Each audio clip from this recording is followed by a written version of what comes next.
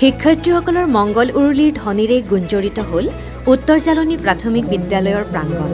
হয়, এয়া কোনো বিয়া বা অন্য মাংগলিক অনুষ্ঠানৰ মংগল উৰুলি নহয়। এয়া টেঙাখাত খণ্ড প্ৰাথমিক শিক্ষক সন্মিলনীৰ আতিথ্যত আয়োজন কৰা ডিব্ৰুগড় জিলা প্ৰাথমিক শিক্ষক সন্মিলনীৰ ৫১ সংখ্যক দ্বিবাৰ্ষিক অধিৱেশনৰ প্ৰথমটো বৃক্ষৰোপণ কাৰ্যসূচীৰ শুভাৰম্ভণিৰ মুহূৰ্ত। নমস্কাৰ, পোনপ্ৰথমে মই কাজল সোণোৱালে আপোনালোক সকলোলৈকে মোৰ চেনেলৰ অন্য এটি ভিডিঅ'লৈ স্বাগতম জনাইছোঁ। আজি মই আপোনালোকৰ মাজলৈ কালি দুলীয়াজানস্থিত উত্তৰ জালনী প্ৰাথমিক বিদ্যালয়ত অনুষ্ঠিত হৈ যোৱা শিক্ষক সন্মিলনীৰ অনুষ্ঠানৰ কিছু ভিডিঅ'ৰ দৃশ্যাংশ আপোনালোকলৈ আগবঢ়াইছোঁ। আশা কৰোঁ আপোনালোকে ভিডিঅ'টি ভাল পাব আৰু শেষৰলৈকে চাব। সন্মিলনীৰ প্ৰথমটি কাৰ্যসূচী পৰিৱেশ নিকাকৰণৰ পিছতেই বৃক্ষৰোপণ কাৰ্যসূচী আৰম্ভ হয় আৰু বৃক্ষৰোপণ কাৰ্যসূচীৰ বৃক্ষৰোপক হিচাপে উপস্থিত থাকে উষাপুৰৰ বিশিষ্ট প্ৰকৃতিবিদ ডক্টৰ নবীন বৰুৱাদেৱ তথা বিদ্যালয়ৰ প্ৰধান শিক্ষয়িত্ৰী শ্ৰীযুতা নিৰুমণি দত্ত বাইদেউ। তেওঁলোক দুয়োগৰাকীয়ে খুব সুন্দৰকৈ বৃক্ষৰোপণ কাৰ্যসূচীত অংশগ্ৰহণ কৰে আৰু বাকী শিক্ষক শিক্ষয়িত্ৰীসকলেও পূৰ্ণ সহযোগিতা আগবঢ়ায়। বৃক্ষৰোপণৰ পিছতেই ডক্টৰ নবীন বৰুৱাদেৱে তেখেতৰ বহুমূলীয়া বক্তব্য আগবঢ়াই সকলোকে অনুপ্ৰাণিত কৰে।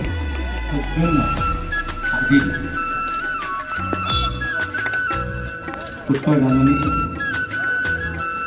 প্ৰাথমিক বিদ্যালয়ৰ চাৰিওফালৰ ডিব্ৰুগড়ৰ প্ৰতিখন বিদ্যালয়ৰ শিক্ষকসকল উপস্থিত হৈছে। তাৰ লগতে ইয়াত বিভিন্ন সভাৰ কাৰ্যসূচী আগবঢ়াই লৈছে। আমি ভাবোঁ শিক্ষকসকল, গুৰুসকল, যিসকলে শিক্ষা তেখেতৰ বহুমূলীয়া বক্তব্যৰ পিছতেই সন্মিলনীৰ পতাকা উত্তোলন কৰা হয় আৰু এই পতাকা উত্তোলন কৰাৰ লগে লগে মুক্ত ভাৰতী মুক্ত গগনে এই গীতটি পৰিৱেশন কৰে কেইগৰাকীমান শিক্ষক শিক্ষয়িত্ৰীয়ে। খুব কম দিনৰ ভিতৰত অনুশীলন কৰি এই গীতটি পৰিৱেশন কৰা হৈছিল। যদিহে কিছু ভুল ভ্ৰান্তি ৰৈ যায় তেন্তে ক্ষমা কৰিব বুলি আশা ৰাখিছোঁ।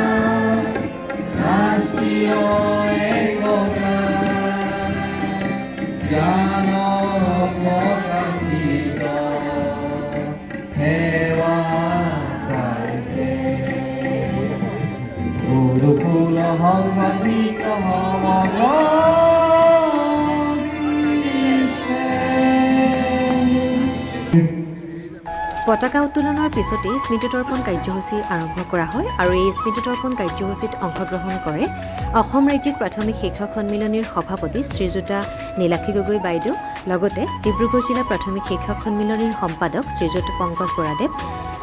তেওঁলোক দুয়োজনৰ লগতে সকলো শিক্ষক শিক্ষয়িত্ৰীয়ে এই স্মৃতিতৰ্পণ কাৰ্যসূচীত অংশগ্ৰহণ কৰে আৰু কালিৰ অনুষ্ঠানৰ ঘোষক হিচাপেও শ্ৰীযুত পংকজ বৰাদেৱে খুব সুন্দৰকৈ সমগ্ৰ অনুষ্ঠানভাগি পৰিচালনা কৰে আৰু লগতে যিকেইজন বৰেণ্য ব্যক্তিৰ বাবে শ্ৰদ্ধাঞ্জলি জনোৱা হৈছিল তেখেতসকলৰ বাবে ১ মিনিট মৌন প্ৰাৰ্থনাৰে এই স্মৃতিতৰ্পণ কাৰ্যসূচীৰ সামৰণি ঘটে আৰু ইয়াৰ পিছতে প্ৰতিনিধি সভা অনুষ্ঠিত হয়। ৯১ সংখ্যক দ্বিবাৰ্ষিক অধিৱেশনৰ প্ৰতিনিধি সভা অনুষ্ঠিত হয় আৰু এই প্ৰতিনিধি সভাত ময়ো এগৰাকী প্ৰতিনিধি হিচাপে প্ৰথম অভিজ্ঞতা বুটলিলোঁ।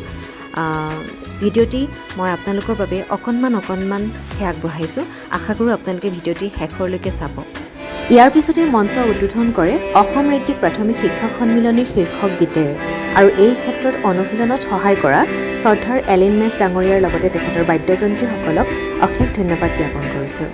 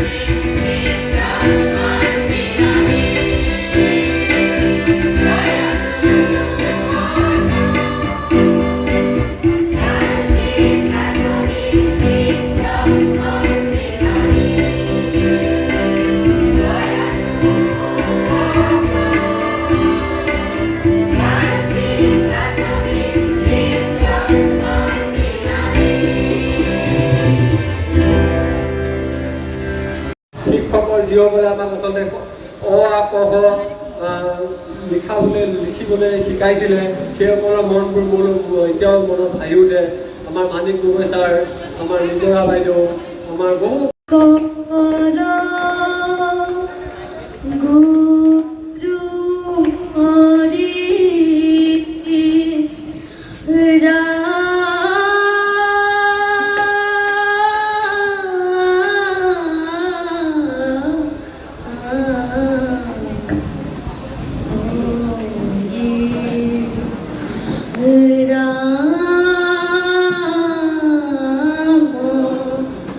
Ramo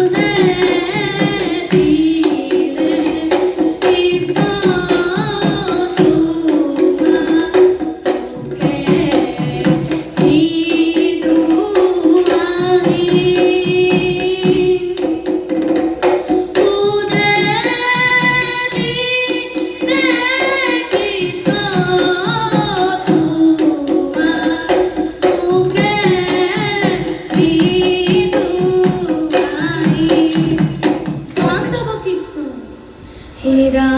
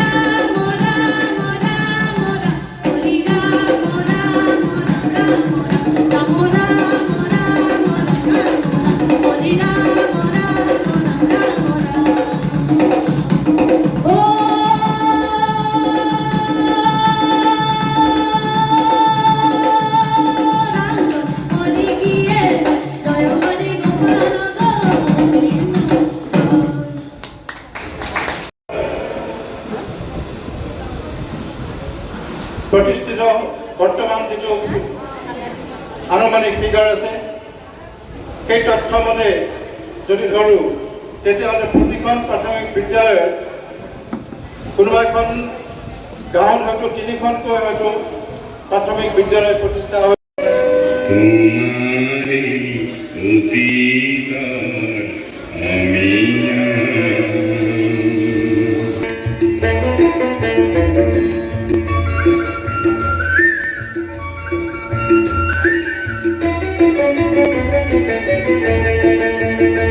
শংকৰে দিছে কঠিয়া অসমীয়া হ'ব বুলি দুখীয়া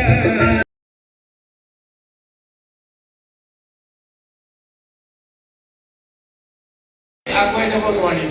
আৰু প্ৰাথমিক শিক্ষক সন্মিলন এনেকুৱা এটা মঞ্চ য'ত আমাৰ শিক্ষকসকলৰ তেখেতলোকৰ জীৱনৰ লগত যিটো যুদ্ধ শিক্ষা ব্যৱস্থাত তেওঁলোকৰ শাৰীৰিক মানসিক অৰ্থনৈতিক সকলো দিশবিলাক চোৱাৰ যিটো অনুষ্ঠান এই অনুষ্ঠানটো আপোনালোকে জানে আপোনালোকে প্ৰত্যেকেই সমভাগী ইয়াতে। আৰু মই খুব আনন্দৰে ক'ব বিচাৰোঁ যে আজি গোস্বামী ছাৰ আমাৰ মাজত আহিছে আৰু তেখেতৰ নেতৃত্বত গোটেই অসমখনত শিক্ষা ব্যৱস্থাৰ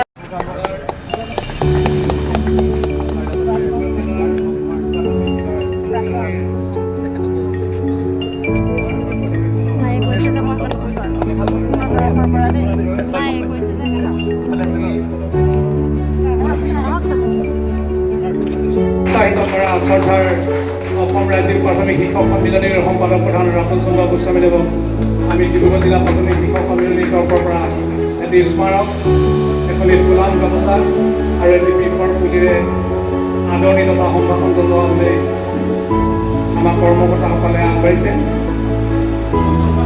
লগতে অভ্যৰ্থনা সমিতিৰ তৰফৰ পৰাও এখনি ফুলাম গামোচা, এটি স্মাৰক আৰু এটি বৃক্ষৰ পুলিৰে আমাৰ এই মুকলি সভালৈ তেখেতক আদৰণি সম্ভাষণ জনাইছে।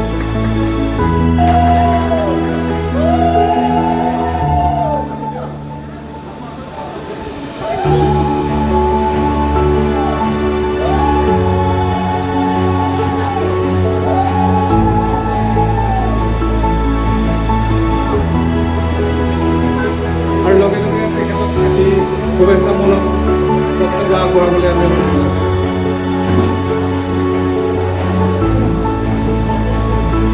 আমাৰ কৰ্মকৰ্তাসকলক এখনিকৈ গুৰুগন্থি আমাৰ অতিথি অভিনন্দন প্ৰদান কৰিবলৈ লগতে মই অনুৰোধ জনাইছোঁ।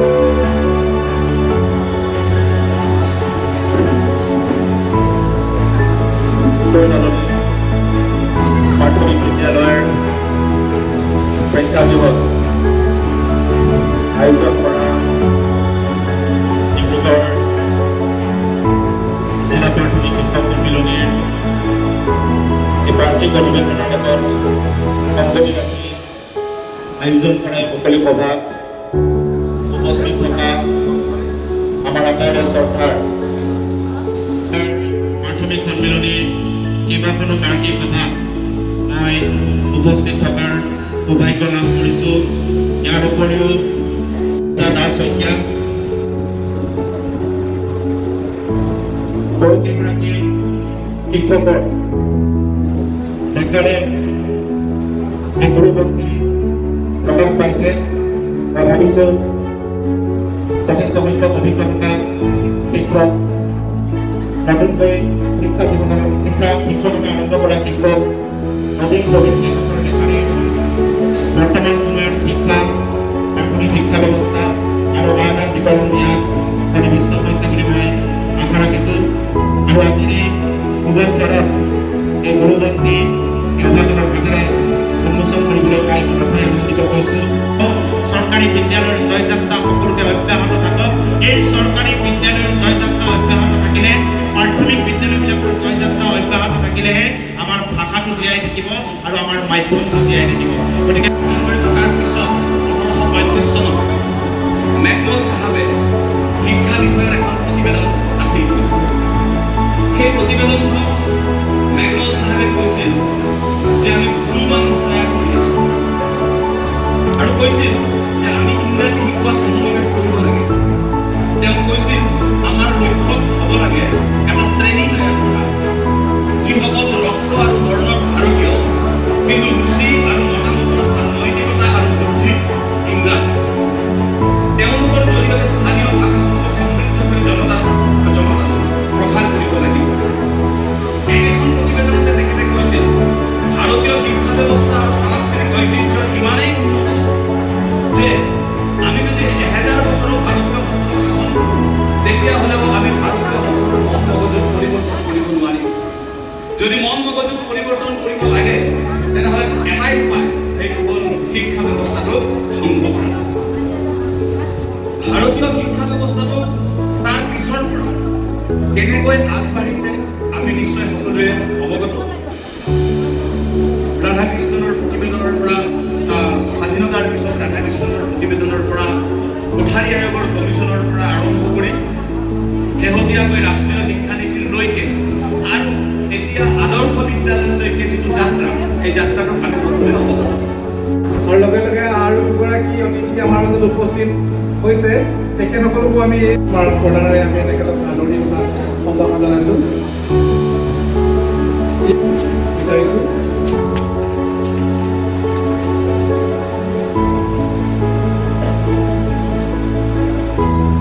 আনন্দে আনন্দে নাচা নাচা মোৰ বিহুনাচা বন্দে বন্দে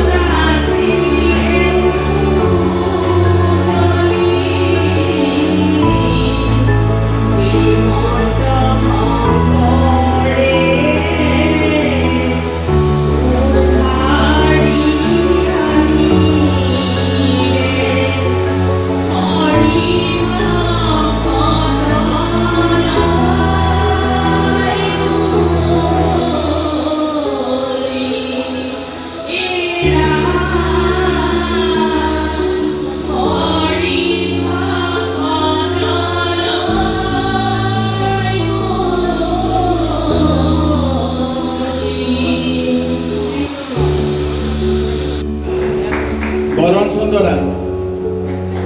এই তিনিজনৰ ভিতৰত আপোনালোকে